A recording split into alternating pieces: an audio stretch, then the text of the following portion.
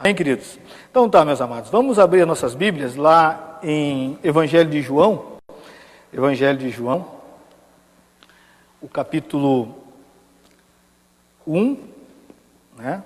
Primeiro capítulo da Bíblia.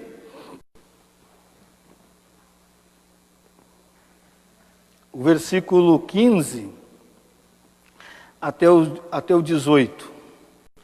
Um João que vai falar de um outro João. Um João que vai falar de outro João. Vamos ficar de pé, queridos, em nome de Jesus? Vamos ter esse momento de... Eu vou ler, os irmãos só acompanhem nas suas Bíblias.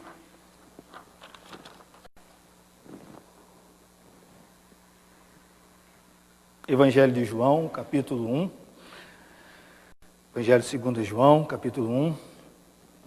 O versículo 15 a 18, que diz assim, meus irmãos: João testemunha a respeito dele e exclama: Este é o de quem eu disse, o que vem depois de mim tem contudo a primazia, porquanto já existia antes de mim.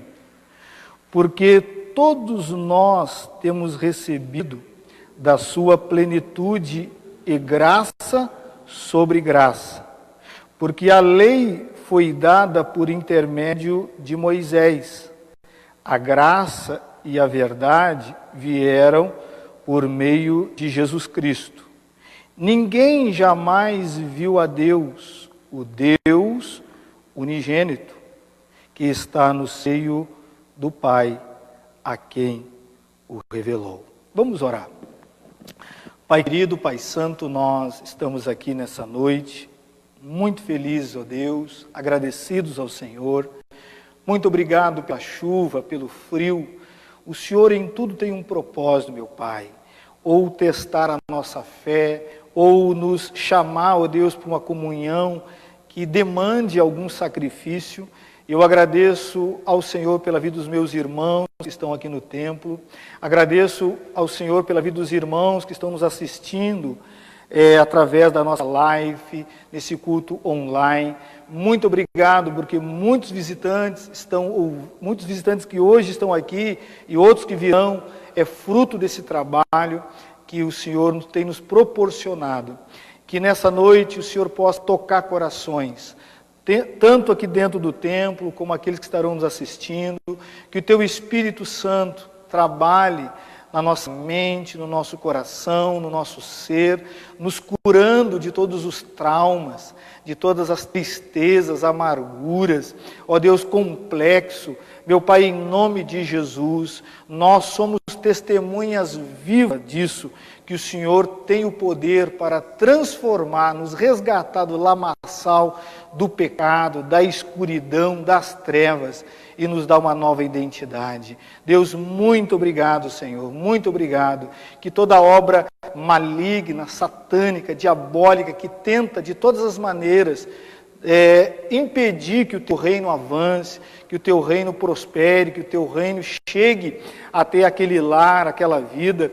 Senhor, nós sabemos que o Senhor é muito mais poderoso, o Senhor é o próprio poder, e nós sabemos, meu Deus, que para quem o Senhor quer que essa mensagem chegue, ela chegará, e que toda obra maligna, diabólica, opressora, que tem destruído lares, casamento, jovens, ó Deus, até mesmo irmãos que hoje estão desviados, meu Deus, em nome de Jesus, que a Tua mão nesse momento venha resgatar, tirar essa pessoa, ó Deus, iluminar sua mente, o seu coração, porque é filho Teu, é servo Teu, é alguém que faz parte da Tua família, da obra que o Senhor começou e há de completá-la até aquele dia.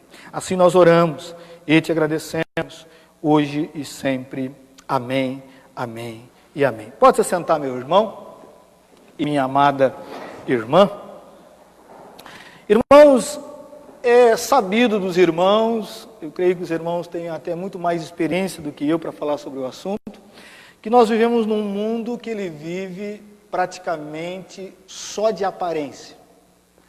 Nós vivemos num mundo que se valoriza muito mais um bom discurso, uma boa roupa, uma boa face, do que a moral, do que a ética, do que um comportamento, do que o caráter de uma pessoa. Nós vivemos num mundo onde se vende uma aparência, mas na verdade não é bem aquilo que realmente é. Nós vimos isso em todas as esferas. E eu não posso dizer que isso também não acontece dentro da própria igreja. Às vezes acontece no meio político, às vezes acontece no meio artístico, e também nós nos incluímos no meio dessa situação. O grande problema é quando nós começamos a cair nessa armadilha, irmãos. Nós queremos então apresentar uma imagem de quem nós não somos. Nós começamos a criar um personagem que não é nós. E isso é muito... Eu acredito que tem muita gente sofrendo com depressão, com tristeza, decepções por causa disso. A pessoa tenta vender ou transmitir uma coisa que não é ela. Só que nós sabemos, nós que temos um pouco de conhecimento, vivemos um pouquinho, como é difícil agradar pessoas e uma sociedade. É muito difícil. Uma pessoa pode estar em alta hoje e amanhã pode ser derrubada por a mesma instituição ou pelas mesma sociedade que levantou ela.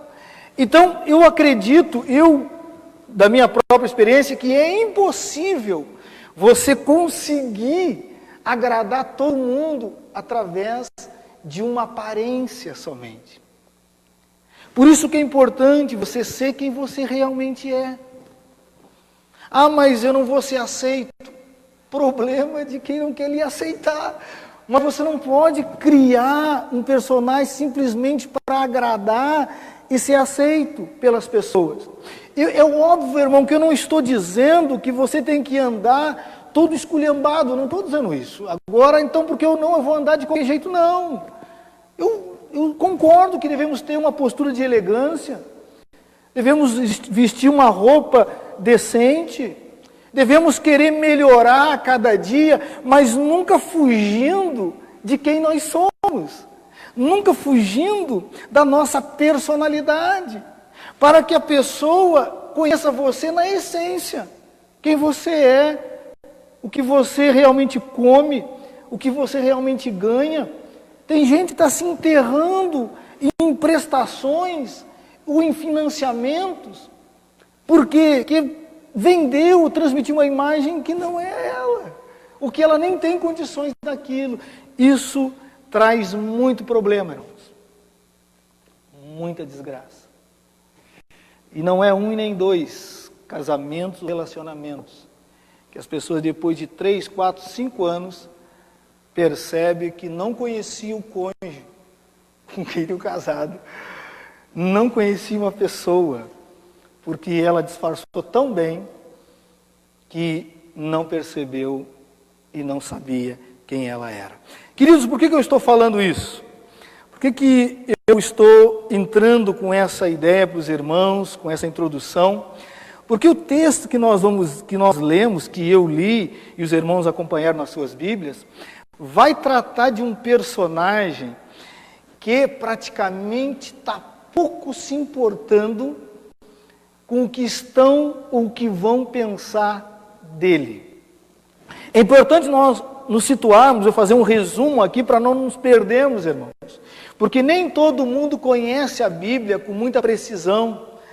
Porque quando vamos falar de João, não tem só um João na Bíblia. O livro que nós lemos é o João Evangelista, que escreveu o Evangelho, que escreveu as cartas, que escreveu o Apocalipse.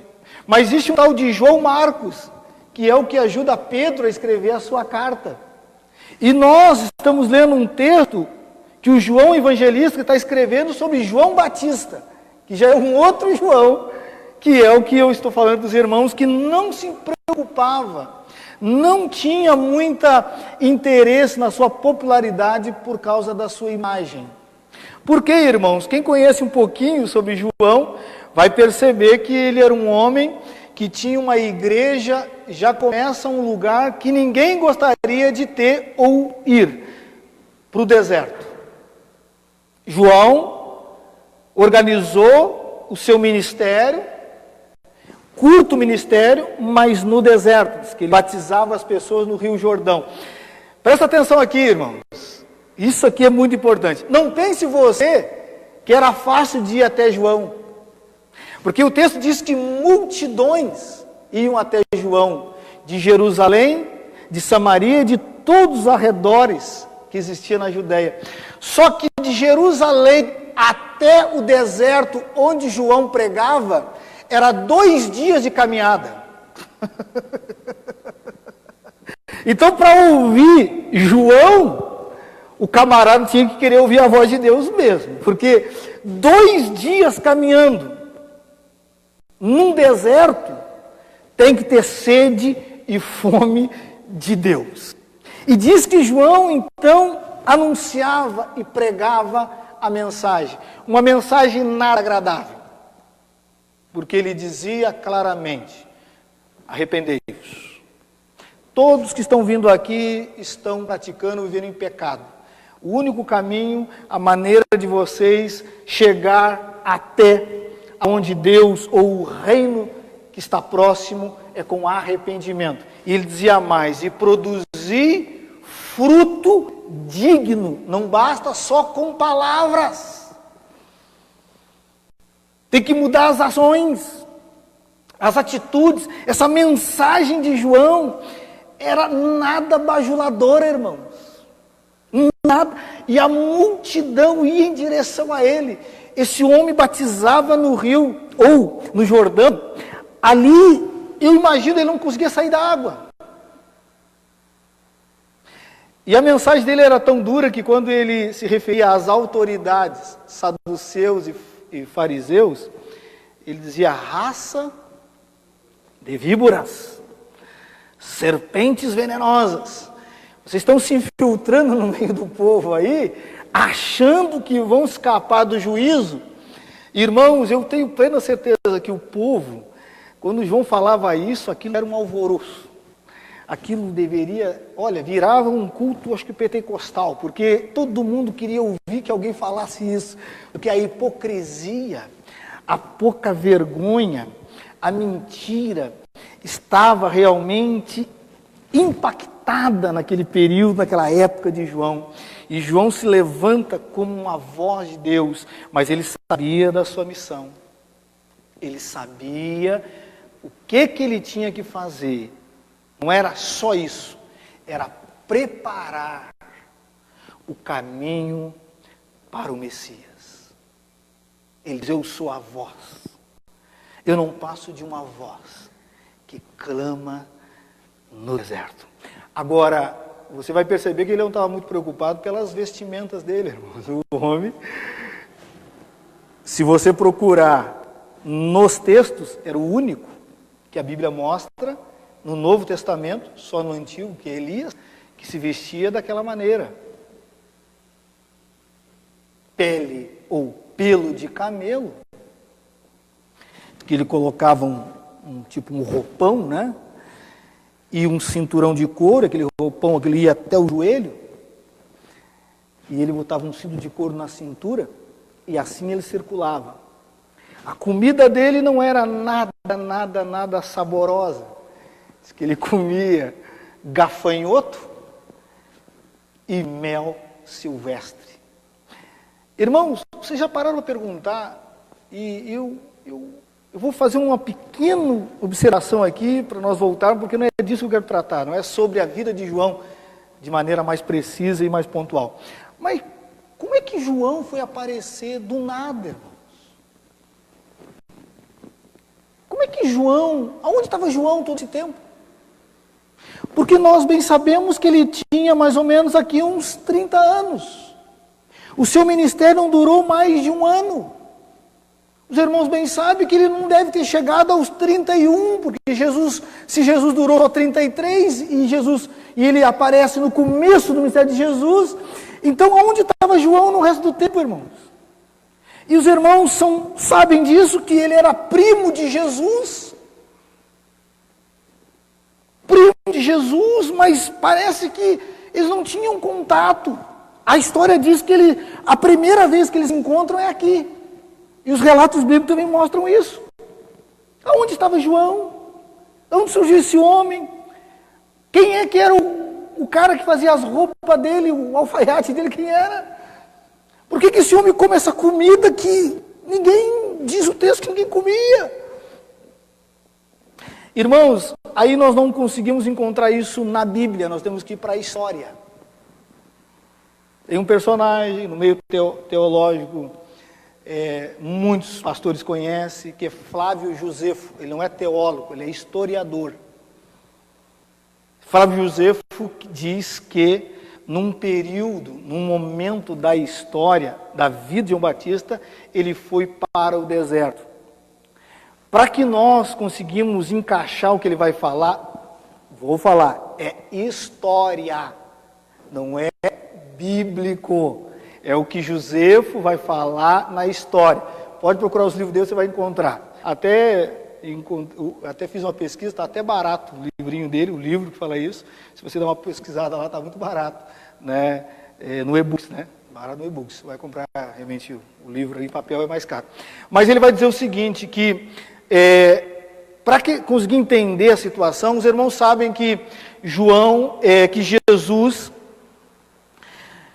quando Herodes ficou sabendo que existia um rei, que os magos disseram que eles vieram adorar, e Herodes percebeu que foi enganado, o que Herodes fez, irmãos? Ele mandou exterminar todos os bebês machos de 2 anos para baixo.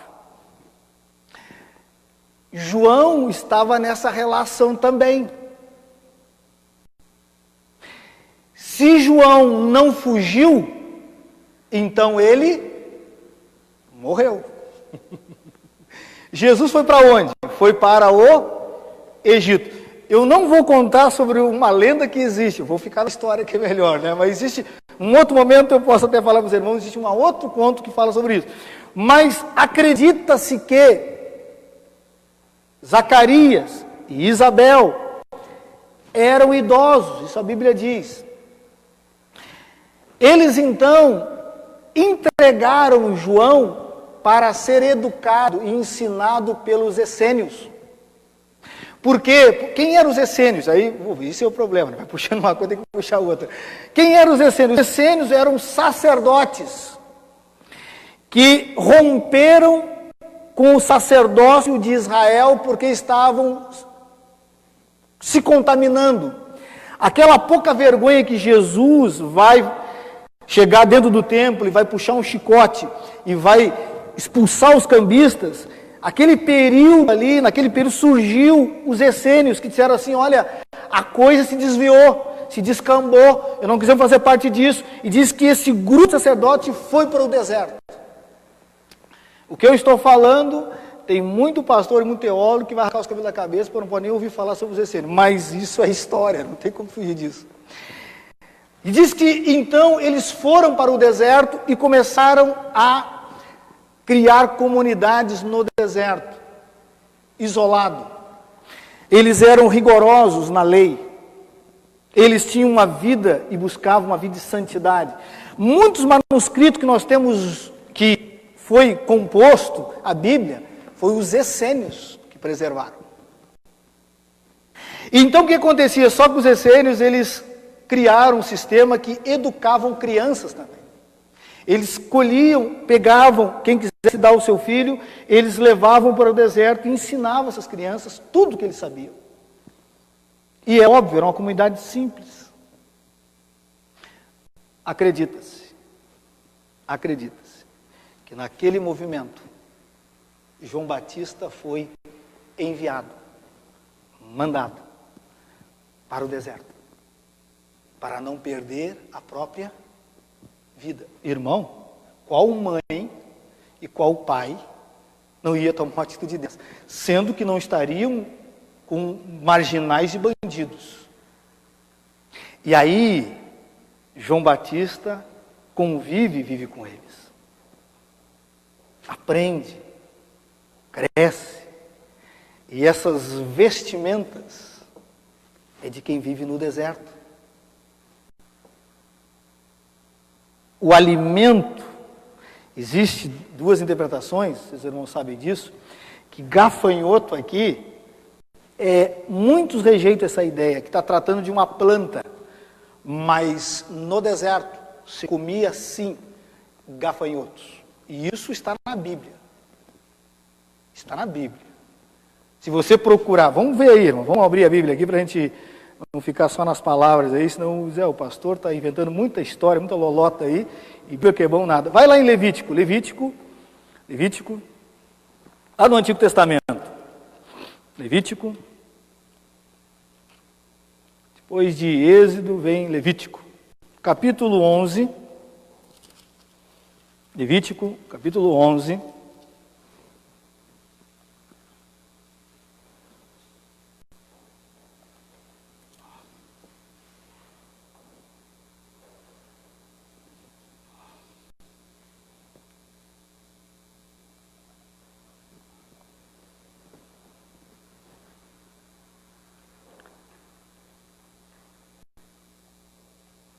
Levítico capítulo 11, o versículo 22 diz assim: deles comereis estes.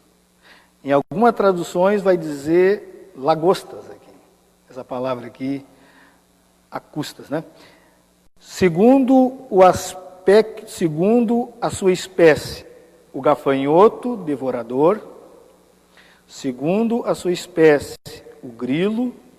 Segundo a sua espécie, o gafanhoto, e segundo a sua espécie. Então, quem é que comia gafanhoto?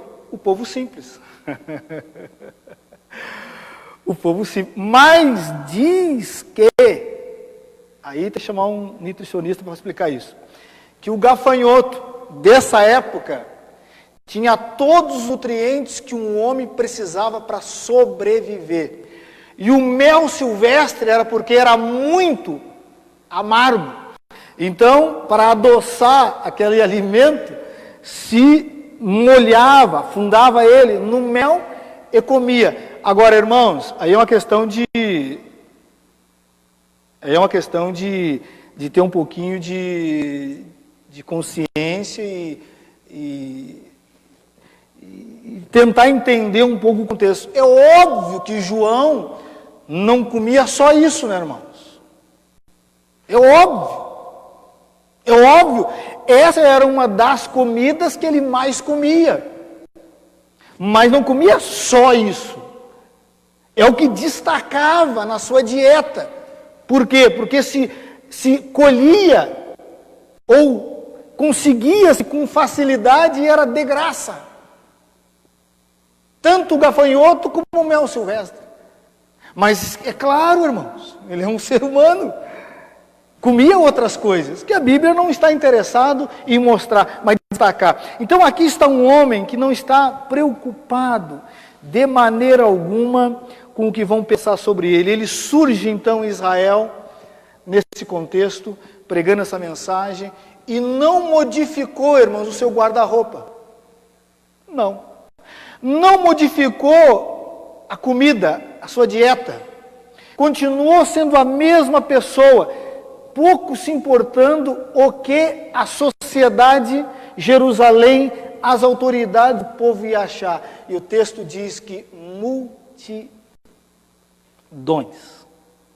iam a ele para ouvir a sua pregação. Que coisa interessante isso. A gente faz de tudo para facilitar para o povo. Às vezes nós temos uma decepção, porque não aparece, muitos pastores ficam tristes demais. Eu imagino, tem pastor que está até com depressão nesse período de coronavírus. Né, irmão? Abre a igreja e o que é o povo? Nós colocamos som, nós colocamos mídia, data show, fizemos de tudo. João Batista não tinha nada, irmão. Nada. Era só no gogó e espadaço. E diz que vinha soldados, vinha pessoas com a vida toda arrebentada, E ele, então, assim, construiu e realizou e cumpriu a sua missão. Mas, irmãos, o que eu quero pontuar? Eu não quero falar, eu não quero me deter na vida de João Batista, mas eu quero, dentro do texto que nós lemos, falar sobre as palavras de João Batista. Irmãos, João Batista fala sobre Jesus, aqui no texto, que é algo impressionante. É bem provável que nós que já lemos toda a Bíblia, não fazemos uma conclusão, ou uma precisão, ou um testemunho.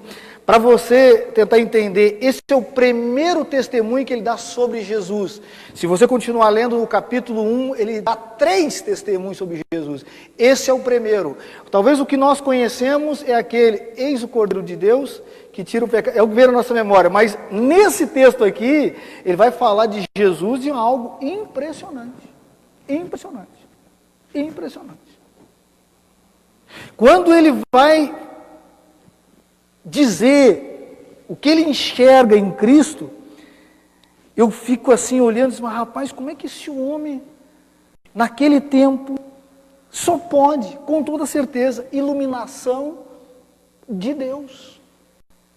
Então eu quero com os irmãos aqui pontuar esses três testemunhos, ou esses 3 características, ou podemos ter atributos que ele fala sobre Jesus. O primeiro deles, irmãos, está no versículo 15 que nós lemos, diz assim: João testemunha a respeito dele, exclama, este é o de quem eu disse, o que vem depois de mim tem, contudo, a primazia. Entenda aqui que João está fazendo 2 coisas no texto. Nós vamos parar por aqui para entender uma. João está falando de uma existência de Jesus natural, e depois ele para falar de uma existência eterna. Porque logo depois ele diz assim, porquanto já existia antes de mim. Por quê, irmãos? Os irmãos são sabidos que João Batista nasceu 6 meses antes de Jesus. Então ele está dizendo assim, eu cheguei primeiro no nascimento. Eu anunciei a vinda dele primeiro. Mas ele, na regra, numa ótica de Deus, ele tem a primazia. Por quê? Porque antes de eu existir, ele já existia. João Batista, olhando e focando Jesus, ou anunciando Jesus, disse, ele é eterno.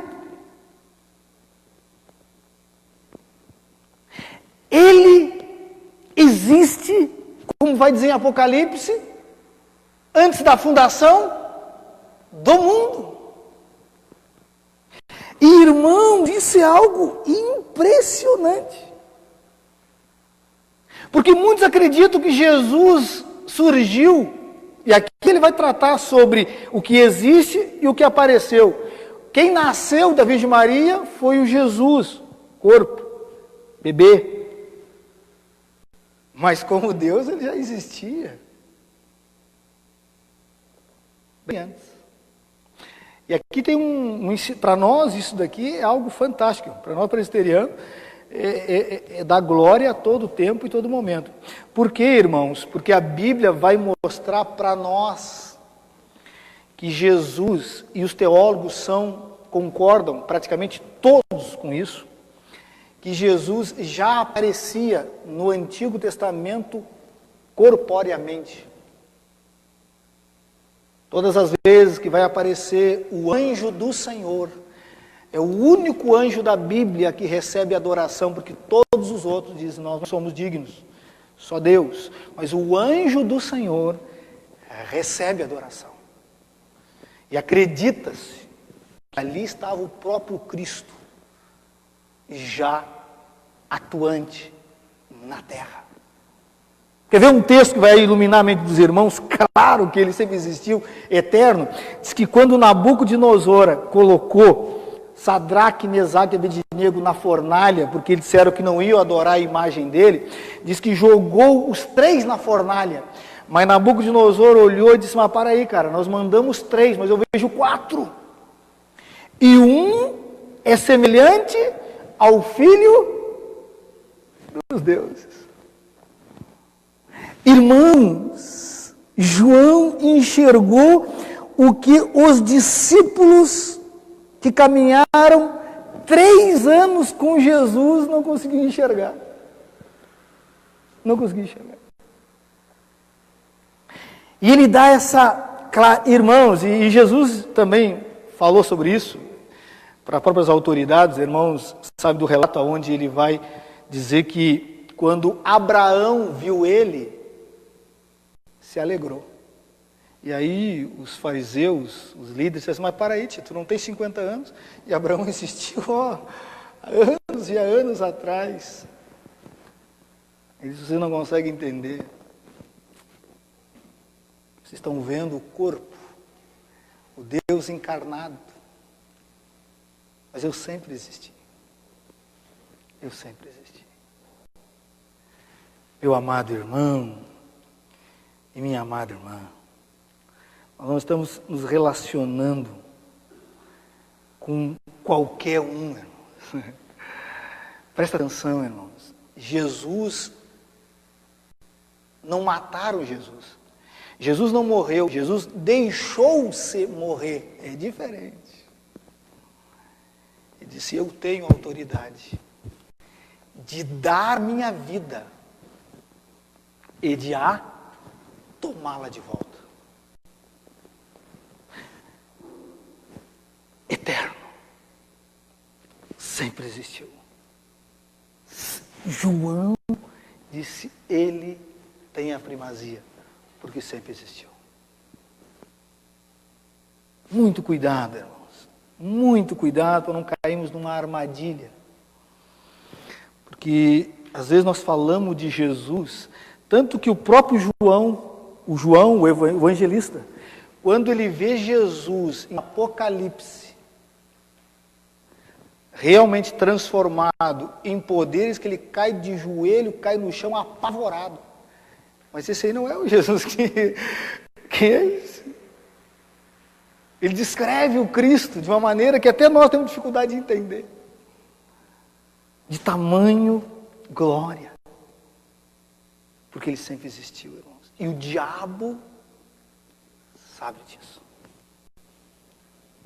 Porque o diabo o adorou muitas e muitas vezes no céu, antes de ser expulso. Por isso a proposta do diabo para Jesus: te dou tudo, se prostrado, me adorares. Vamos reverter o papel agora. Irmãos, sempre existiu. Então nós não vamos contar novidade para Jesus, irmão. Irmãos, é óbvio que Jesus quer ouvir da nossa boca as nossas dores, as nossas tristezas, as nossas fraquezas. Deus, Ele quer ouvir isso. Porque isso, os irmãos, não sei se sabem, quem trabalha na parte da psicologia, psicanálise, sabe, e entende muito bem disso, que quando nós começamos a falar dos nossos problemas, das nossas situações, das dores que temos, dos traumas, já começamos um processo de cura, de mudança, de transformação. Acredita que 50% já está acontecendo. Agora, Deus quer ouvir para que nós enxerguemos o nosso buraco, aonde nós estamos. Mas você não está contando uma novidade para Jesus. Eu dizer: Senhor, o Senhor sabia que o diabo é mau? O Senhor sabia que aquele fulano, aquele presidente, aquele líder, o Senhor está vendo o que está acontecendo com relação ao coronavírus mundialmente, irmão? sempre existiu, sempre reinou. E ele saiu da eternidade para vir se relacionar conosco, para vir se relacionar com nós. Então a primeira coisa que João vai deixar muito claro, Jesus é eterno, sempre existiu. Segunda coisa, queridos, que o texto vai nos mostrar para nós, ele vai dizer que Jesus, a falar da sua, isso aqui para nós, presbiterianos também é muito impactante, ele vai falar sobre a graça comum e a graça especial que ele veio trazer e se concentra nele, tudo nele. Olha o que diz o texto para nós, olha só. Porque todos nós temos recebido da sua plenitude e graça sobre graça. Todos, disse ele, todos, sem exceção, têm recebido dele a plenitude. Por quê? Porque em Cristo se concentra tudo. Tudo. E João, o evangelista, vai falar, versículo 3, abra sua Bíblia aí. João, o Evangelho de João, capítulo 1, já é no mesmo capítulo, mas o versículo 3. Olha o que diz o versículo 3, que João, o evangelista, vai escrever. Todas as coisas foram feitas por intermédio dele. E sem ele, nada do que foi feito tudo. Irmãos, toda pessoa, crente ou não crente,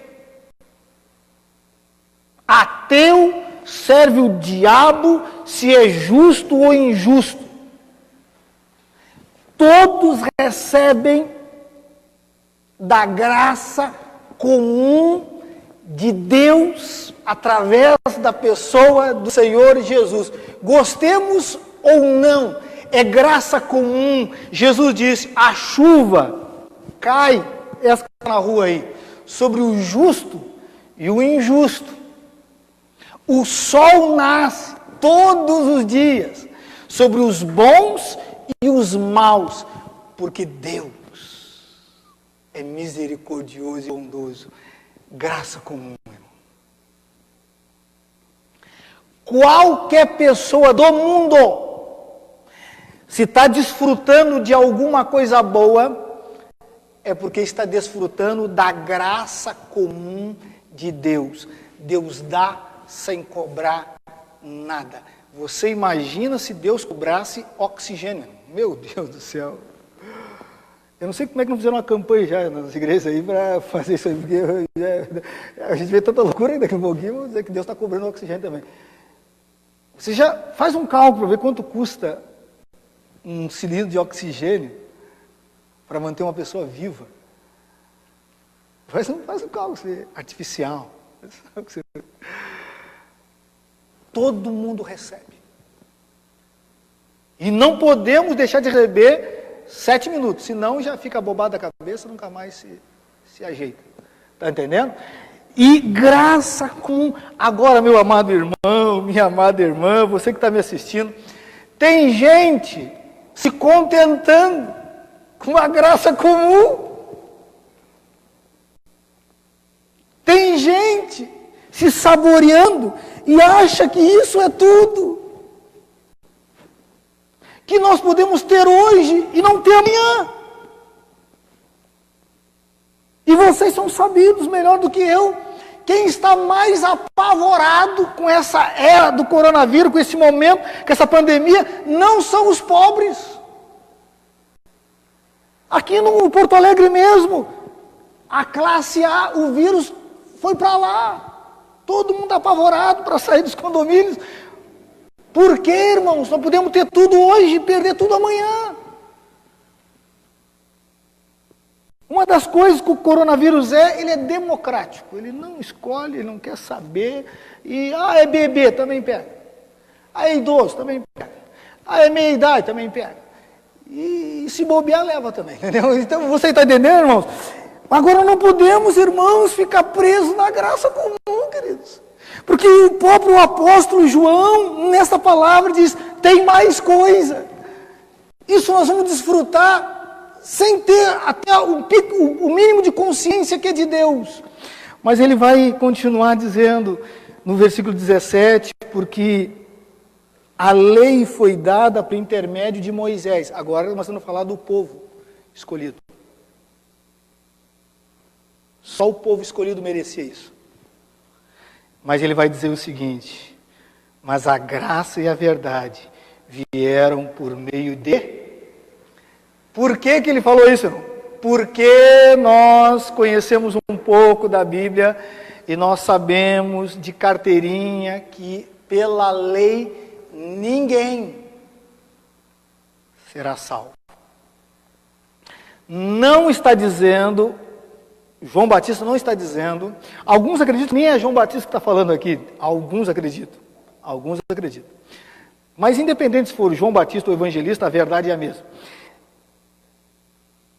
Nós sabemos, irmãos, que a lei não tem o poder de salvar ninguém. Agora, não podemos cair numa armadilha também, de achar que no tempo da lei não existia graça. Aí é outro perigo que nós caímos também. Porque a lei, diz o Paulo, que diz que ela é santa, ela é espiritual. O problema é nós somos carnais.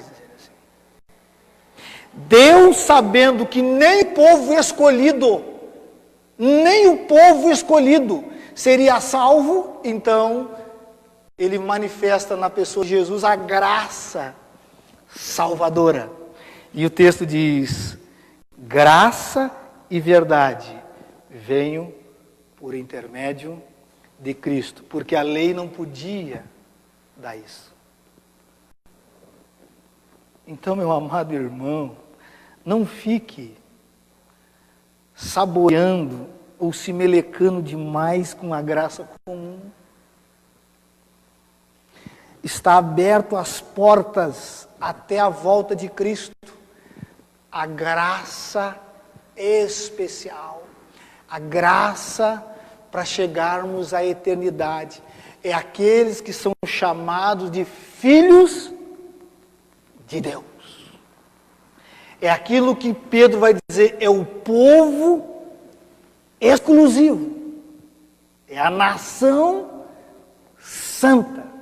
Sacerdócio real. Querido, meu amado irmão e minha amada irmã, você que está me ouvindo, não fique contente com a graça comum, querido. Mas tenha dentro de você, como diz o próprio Senhor Jesus, o reino de Deus está dentro de vós. Tenha o seu nome escrito no livro da vida. Aí você pode desfrutar. Aí faz até sentido a graça comum. Que tem pessoas que recebem abundantemente da graça comum e são mesquinhas, avarentas. Eu conheci uma história de alguém, não me lembro agora quem me contou isso, de alguém que trabalha com mecânica, e ele falou de um carro da época, não sei, era o Opala, não sei, que lançaram, não me lembro qual o carro. Ele disse, ele contando o patrão dele, eu trabalhava numa casa, o meu patrão, ele era um homem extremamente rico. Ele tinha na casa dele carros que ele nunca usou. E eu era apaixonado por esse carro, esse Opala, que na época, né? Que logo tinha lançado. Tu acredita que o homem morreu e nunca andou uma volta no carro?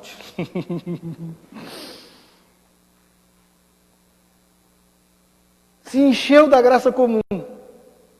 E Jesus disse, o que adianta o homem, disse Jesus, ganhar o mundo inteiro e perder a sua alma? O que adianta? Então, meu amado, meu amigo, você que está me assistindo, não fique jogando muito foguete com graça geral e graça comum. Eu tenho um cargo, eu tenho uma posição, graça comum. Porque ninguém nesse mundo é insubstituível. Ninguém. Só uma pessoa insubstituível, Jesus Cristo.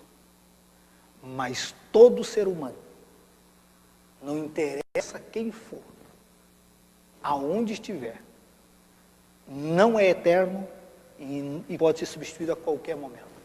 Então, meu amado, tenha a natureza divina, eterna, que é através da graça do Senhor Jesus Cristo. Jesus disse: ninguém vem ao Pai se não for por intermédio, se não for por mim. Graça especial. E eu quero encerrar esta palavra, queridos. A gente se acostumou tanto com o negócio do eletrônico, que até na Bíblia eu estou fazendo assim, que coisa louca esse negócio aí, entendeu? Que coisa, as crianças fazem muito isso, né? As crianças são demais, elas nem conseguem mais olhar uma foto, já quer passar com o dedinho. E eu quero encerrar dizendo para os irmãos que João, quando dá aquele testemunho, quando fala mais de uma característica de Cristo, ou mais de um atributo dele, ele fala da sua divindade igual à do Pai. Olha o que ele vai dizer, Cristo. Tem que ser de Deus. Ninguém jamais viu a Deus. O Deus unigênito que está no seio do Pai é quem o revelou. O Deus unigênito. Quem é o Deus unigênito? O próprio Cristo. Que está no seio, intimidade profunda. São o mesmo em essência. É por isso que nós cremos na Santíssima Trindade, irmãos. E se você não percebeu, o homem que nós citamos, João Batista, viu com seus próprios olhos a Santíssima Trindade na frente dele. Diz o texto que quando Jesus saiu do batismo, porque Jesus o indagou, o constrangiu para que ele o batizasse, porque João Batista não queria, disse: Senhor, eu é que preciso ser batizado por ti. Eu sou um trapo de imundícia, eu não sou digno nem de carregar, nem de desatar tua sandália. Essa era a função do escravo. Ele dizia: olha, eu não sou digno nem de ser um escravo teu. Jesus: não, para que se cumpra toda a lei, batiza. Mas diz que quando Jesus sai das águas, irmãos, diz que o céu se rasgou e uma voz, este, 3 vezes a Bíblia fala sobre isso. Este é o meu filho amado, em quem me compraz. O Pai falando. Diz que o Espírito Santo,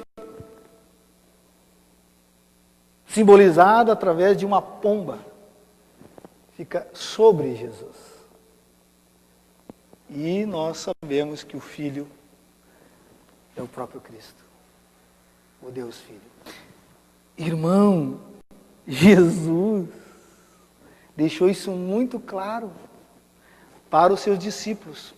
Nunca falou isso para João, mas disse para os discípulos: quem vê o Pai, quem vê a mim, vê o Pai.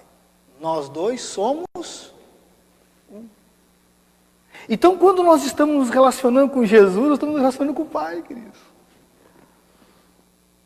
Quando nós estamos pedindo a Jesus, nós estamos em sintonia. Na verdade, Ele é o elo, né? Ele é a estrada, Ele é o que nos liga.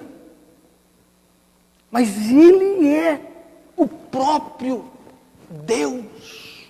Paulo diz: Deus está reconciliando o mundo consigo mesmo através de Jesus Cristo. Então, meu amado irmão, Jesus é Deus. E quem entendeu isso de maneira dolorosa, mas entendeu, foi Paulo, né? Paulo virou o bambambam da época, prendendo, massacrando, blasfemando, chicoteando, concedendo e concordando com a morte de cristãos. E diz que quando ele estava em direção a Damasco, ao meio-dia se apresentou Jesus. Diz que estava um sol, um calor, um brilho, uma luz que doía nos olhos, mas quando Jesus apresentou eles, que a luz de Cristo era muito maior, tanto que cegou ele. E aí Paulo cai de joelho. Disse: Paulo, Paulo, ou Saulo, Saulo, por que tu me persegue? Aqui tem uma verdade que nós esquecemos, irmãos. Perseguir a igreja é querer se queimar com Deus. Mas Paulo não está perseguindo Jesus. Ele está perseguindo os irmãos, a igreja. Jesus disse: por que tu me persegue? E diz que Paulo cai de joelho, apavorado, cego. E disse: quem és tu, Senhor? Paulo incrédulo ali, mas viu que a voz daquele ser estava acima do imperador. Eu sou, disse, Jesus Cristo, o Deus que venho se apresentar a ti. Uma conversão dolorosa, mas privilegiada, né, irmãos? Paulo se converteu com o evangelismo de Jesus. Entendeu? Paulo ficou 3 dias sem comer e sem beber, cego. E o próprio Cristo disse que ele pagaria um preço caro, sofreria, e entendeu que ia padecer pelo nome dele.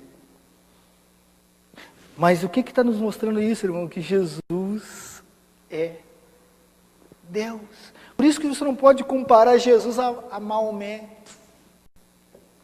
Vou comparar Jesus a Buda.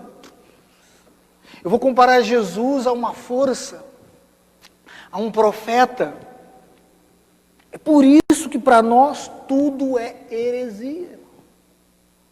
Por quê? Porque Jesus é Deus. E Gênesis diz isso: façamos o homem a nossa imagem e semelhança. Então Deus não estava sozinho. Diz que o Espírito Santo pairava sobre as águas. Toda a Bíblia vai falar que Ele é e sempre será Deus. Meu amado irmão, minha amada irmã, talvez o texto que mais fale no Antigo Testamento, porque Isaías fala da vinda de João Batista, mas Isaías fala também da vinda do Messias. Vamos abrir um texto e vamos encerrar com esse texto. Vamos ficar de pé os irmãos aqui do templo. Abra sua Bíblia lá no profeta Isaías, o capítulo 6, capítulo 9, melhor dizendo. Isaías, o capítulo 9. Talvez seja o texto que mais fale daquilo que eu falei agora aqui, está registrado nesse versículo aqui. Isaías, capítulo 9, e o versículo 6. Olha o que diz o texto. Eu vou ler, os irmãos só acompanhem nas suas Bíblias. Diz assim, Isaías 9, 6 diz assim: porque um menino nos nasceu e um filho se nos deu. Graça. O que é graça? Isso aqui é o símbolo, a maior expressão de graça. Um filho, um menino vos deu. E o governo não estará, ou esteve. O governo está sobre os seus ombros. E o seu nome será maravilhoso conselheiro. Olha, o segundo é o quê? Deus forte. Deus forte. Olha o que vai chamar ele: Pai da eternidade. Eterno. Graça, Deus e eterno. E príncipe da paz. Meu irmão e minha amada irmã, e você que está me assistindo, tudo se concentra em Jesus. Quer uma resposta? Vai a Jesus. E Jesus quer repartir conosco a sua divindade. a sua eternidade, a sua graça. Eu não vim para julgar o mundo. Eu não vim para destruir as almas, disse ele para os discípulos, mas para salvá-la. Mas um dia vai fechar as portas, irmãos, da graça. E eu vou dizer para os irmãos, e o dia que fechar as portas da graça, até a graça comum vai ser cara para muita gente. Por quê? Porque a igreja vai embora. Porque os filhos de Deus vão sair do cenário. E quando os filhos de Deus saírem do cenário, queridos, aí o mundo vai saber o quanto faz falta a igreja na terra. Hoje está aberto. Hoje nós estamos na dispensação da graça. E Ele está chamando. Ele está chamando. Eis que estou à porta e bato. Vinde a mim, todos que estão cansados e sobrecarregados. Que esta palavra, meu amado irmão, você que está aqui no templo, que isso possa trazer luz aos teus olhos, ao teu coração, como tinha luz aos olhos e o coração de João Batista. João Batista. Um homem que durou pouquíssimo. Um ministério curto, mas de um impacto, de uma profundidade teológica e de conteúdo que nos arrepia. Que eu falei para os irmãos, Paulo vai desenvolver isso em uma carta toda, o que ele falou em 4 versículos. A profundidade. Então nós temos mais uma coisa para aprender aqui, queridos. Não fique preocupado em fazer muito. Porque eu estou muito preocupado, tem que fazer muito, tem que fazer muito. João Batista durou pouco, e o pouco que ele durou fez como Deus queria que ele fizesse, cumpriu a sua missão. E Jesus deu esse testemunho. Mateus 11:11. Dos nascidos de mulher, dos que chegaram a esse mundo através de uma mulher, ninguém é maior do que João Batista. Eu acho que os irmãos não entenderam esse versículo, a profundidade desse versículo. Jesus está dizendo o seguinte, de Gênesis até Malaquias, todos estão na fileira de baixo, comparado a João Batista. Noé, Abraão, Jacó, Isaac, Daniel, José, Elias, Eliseu, todos os profetas, Davi, todos os reis, todos eles que duraram 30, 40, 50 anos de ministério, estão debaixo das palavras que Jesus falou sobre João Batista. Então é a precisão da tua fidelidade a Deus é que conta, não é a extensão, a quantidade, a fidelidade.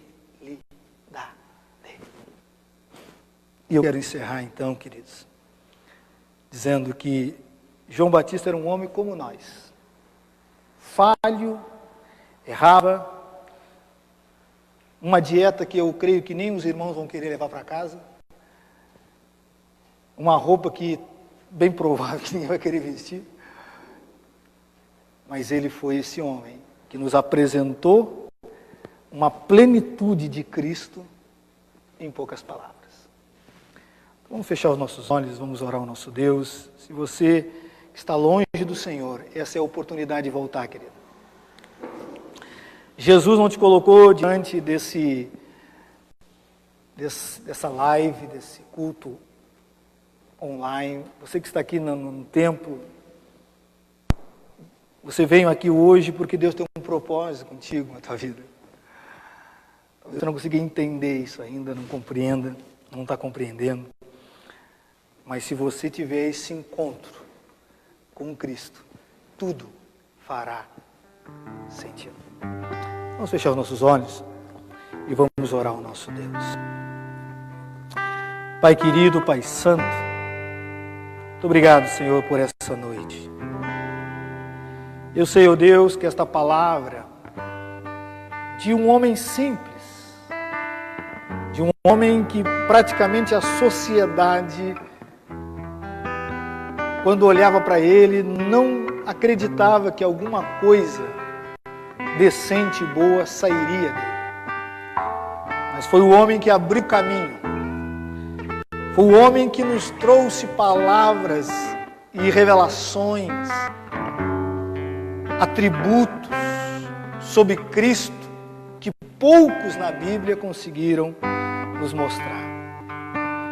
E o teu povo que está aqui no templo, o teu povo que está nos assistindo através dessa transmissão online, possa se render aos pés dele, porque ele é eterno e sabe o caminho da eternidade. Ele é cheio de graça. O próprio Senhor Jesus mesmo disse: aonde abundou o pecado, superabundou a graça. E hoje Ele está chamando aqueles que estão no lamaçal do pecado, estão no buraco da depressão, estão no desespero, buscando até um meio de tirar a própria vida. O Senhor Jesus está dizendo: desfrute da abundância da minha graça. Desfrute da graça comum, mas da melhor graça, que é a graça salvadora, a graça especial, onde o nosso nome fica registrado no livro da vida. Mas ele nos mostra, João nos mostra que ele era Deus, o Deus de toda a glória, o Deus de todo o poder, o Deus que sonda e tem o controle de todas as coisas. Coloque tudo aos pés de Jesus. Descanse nele. Renda-se a ele. E essa mensagem de João Batista é propício para esse momento. Arrepende-se de todas as mazelas, esquisitices, a distância que você está do Senhor, e se renda aos pés dele, diz: Senhor, pois Deus eterno. Aleluia. Glórias ao Senhor. Que essa noite possa fazer toda a diferença na tua vida, na minha vida, na vida dos meus irmãos que estão aqui nesse lugar. Nós que já fomos alcançados, possamos valorizar essa magnitude de graça e bondade. E você que está longe possa desfrutar a partir de hoje dessa chamada do Senhor. Porque os tempos têm sido diminuídos a cada dia, remidos a cada dia, para a volta do Senhor, para buscar a sua igreja, o seu povo, seus filhos amados. Se nós oramos e te agradecemos, ó Deus, que o amor do Pai, a graça manifestada no Filho e o poder e as consolações do Espírito estejam sobre nós, irmãos, hoje e sempre. Amém, amém e amém.